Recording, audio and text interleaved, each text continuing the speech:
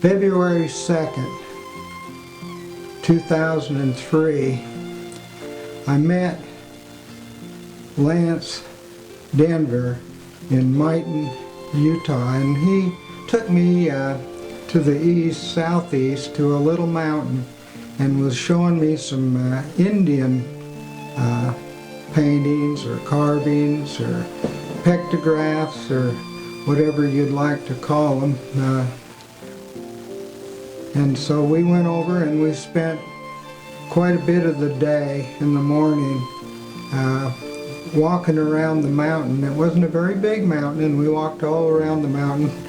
One started in one point and went all the way around the mountain and then come back to where we started, and it was covered with Indian paintings and pictographs and all kinds of stuff, and a mount on this little mountain east of Mighton. And so anyway, after we got done and going around all this mountain and everything, seeing all these Indian paintings, he said, "I'd like you to meet somebody." And I says, "Well, who's that?" And he says, "You just follow me over to this house." So we got in the trucks and I followed him over, and we drove to a little town over just past Mighton, up that area, and we came to a little house, and we got out and I went inside, and I met this little lady, and her name was Lois LaRose. And I don't know how she was related to Lance Denver, because he never told me, but he just said, "She's a very special lady and I want you to meet her." And so I went in her house and we went into the living room, and there was a piano and all kinds of paintings and artwork and everything all over the whole house. But she sat down at the piano and she started to play, and she played beautifully. And when I walked in and met her, I could feel her spirit was like nobody's spirit I'd had ever felt before. She had a spirit of a real warm heart and very special person. And so I listened to her play the piano, and then she told me that she could play the violin. And I thought, well, she didn't get out her violin, but I could see little violins all over her house, that she had violins. And then she went over and she grabbed this painting, and it was a painting of a man, and she didn't really tell me who it was, but this picture of this man was really important to her. You could tell, but she didn't tell me who it was. And so she showed me this man, and she showed me pictures of her family, and she showed me all of this artwork all through the whole house. On every wall there was artwork, and it was beautiful artwork. And she didn't even tell me she did it, but she was the only one there, and I assumed that she painted all these paintings and made all this artwork, and she wasn't about to tell me how she'd done all this stuff, but I know she did, because she was really proud of it. You could tell by her smile. Her smile was so warm and so beautiful that it's hard to describe a person with that much amazing spirit that she had. Just completely just had a heart of gold, is what she was. I would say it would be like a heart of gold. And she told me about where she was when she was a little boy. She said she came from her family came from down south, and I really didn't know what that meant. But after I did some research on her and her family and the pictures I saw, I found out that her father was Chief Joseph. He called himself Chief Joe, and he was a Hopi chief from down in Arizona, his family. And his wife was a Harris. And I didn't know that either, but she showed me pictures of the Harris, and I found out from the pictures, I learned all these things that I didn't know because she didn't tell me, but you could feel her spirit, that she was just a genuine person, that just incredible, awesome. And then she told me that when we walked over into the kitchen area, and there was a picture, a poster of the Jazz basketball, and she said, I love to watch the Jazz play basketball. And I'm thinking, boy, a little lady that, Indian lady that loved to watch basketball. And on the bottom of this poster was a ticket. A ticket stub was fastened to the bottom of the poster, and she says, this is when I was taken down and I got to watch the Jazz play. And that, you could tell by looking at her, that was one of the highlights of her life, that she got to go down and watch the Jazz play basketball. She really enjoyed watching the Jazz play basketball. And then she told me that when she was a little girl, they used to go up to the dances, and it was a remote spot up along the river, and she didn't tell me where this spot was,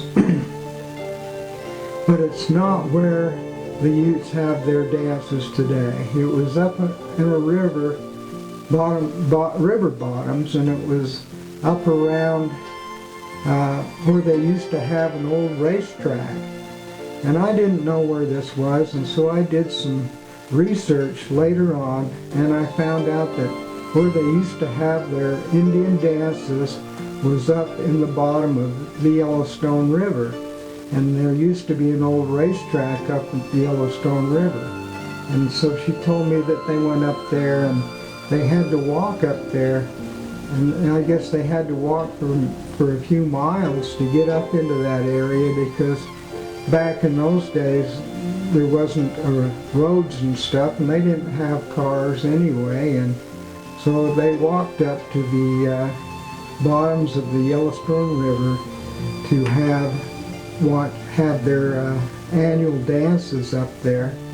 They had the sun dance, and in the spring they had the bear dance. Now the bear dance is a dance that is very sacred to the Indians, because the bear dance is a symbol of the spring.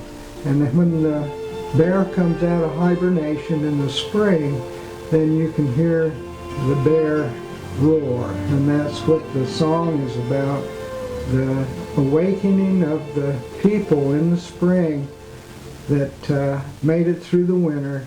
And then they used to have their bear dance, and that's where all the single women get on one side and all the single men get on the other side, and they hold hands and they dance back and forth to each other. And so she told me about the dances that they had there.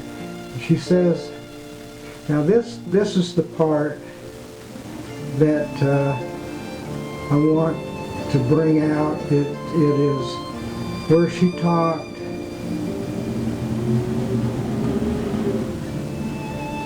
It's where she talked about when she saw the gold statue of Christ, of Jesus. She called it the gold statue of Jesus. and she was walking down that trail from the Yellowstone area, and they came to this wash, and she said in that wash there was a gold statue of Jesus laying in that wash, and she asked her mother, she says, "What is that? What is that statue?" And she said, "That's the statue of Jesus that the Mexicans left here." And so that let me know that it was a Spanish statue of Jesus that was laying in that wash.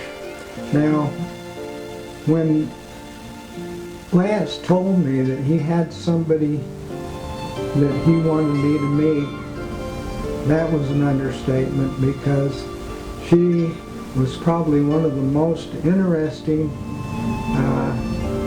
individuals that I ever met while doing research on the reservation, and she was so awesome that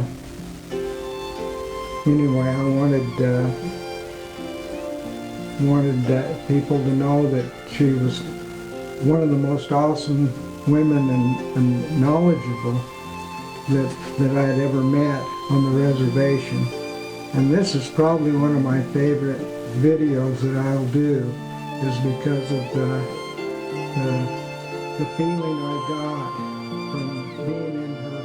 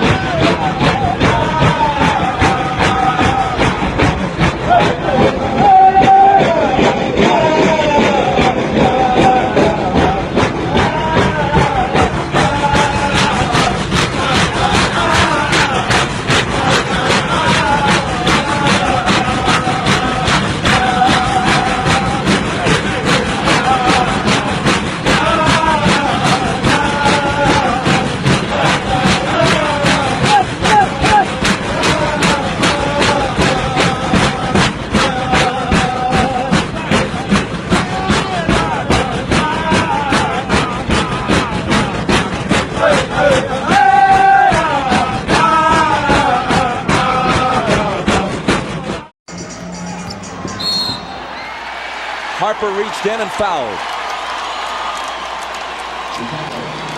Rodman off the bench. Let's see who he replaces. Longley has 2 fouls, and it's Luke who'll go out.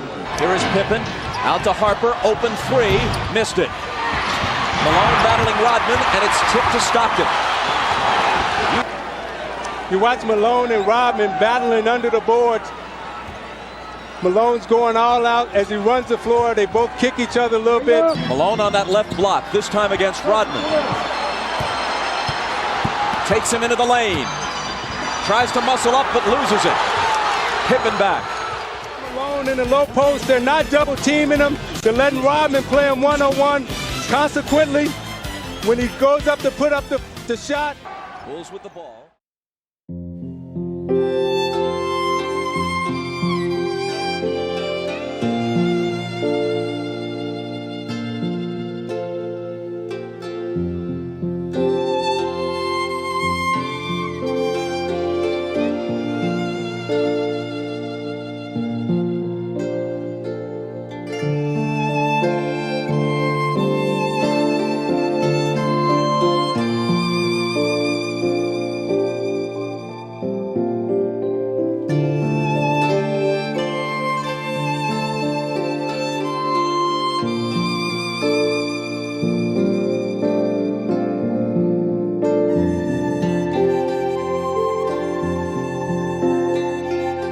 Bye.